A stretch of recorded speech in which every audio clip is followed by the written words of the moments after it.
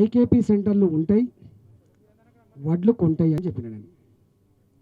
ఇది తప్పేం కాదు కదా, గవర్నమెంట్ కదా వ్యతిరేకమైందా ఇది? మేము ఎప్పుడు కూడా పార్టీలో క్రమశిక్షణ కలిగిన సైనికుల్లాగా పెరిగినాం తప్ప, ప్రభుత్వం తీసుకున్న నిర్ణయాలు కానీ ప్రభుత్వ పథకాలు కానీ గొప్పగా ప్రజల్లోకి తీసుకుపోయే ప్రయత్నం చేసినాం తప్ప ఎక్కడ కూడా దానికంటే భిన్నంగా ప్రవర్తన చేయలే. ఇవాళ మీరు మాత్రం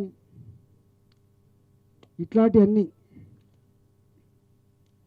చేసి మీకు వాస్తవంగా తీసేయడానికి కారణం ఏంటంటే, వీడు చాలా విషయాల మీద అడుగుతున్నాడు, మాట్లాడుతున్నాడు, వీడు కుక్కిన పెయిన్ లెక్క ఉండలేడు వీడు.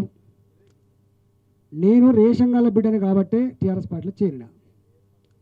రేషంగాళ్ళ బిడ్డని కాబట్టే ఆనాడు ముఖ్యమంత్రి నన్ను ఎంత గేలి చేసినా, ఎంత ఇబ్బంది పెట్టినా తట్టుకొని నిలబడ్డా.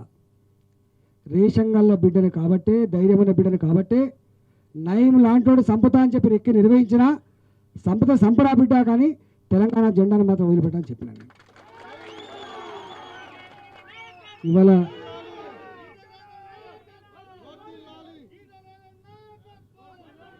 ఇవాళ మీరు ఒక్క మంత్రి పదవి ఇచ్చి నన్ను బానిసలేక బతకమంటే బతుకుతానని సాధ్యమవుతుందా?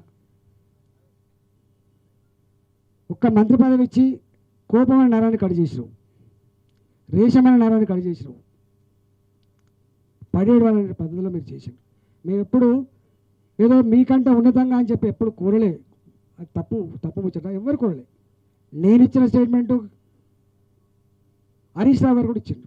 నేను కేటీఆర్ గారి కింద కూడా పనిచేస్తా ఇచ్చింది హరీష్ రావు గారు. నేను కూడా ఇచ్చిన కేటీఆర్ గారు ముఖ్యమంత్రి తప్పేం లేదు, ఎందుకంటే వారసత్వం ఉంది కాబట్టి.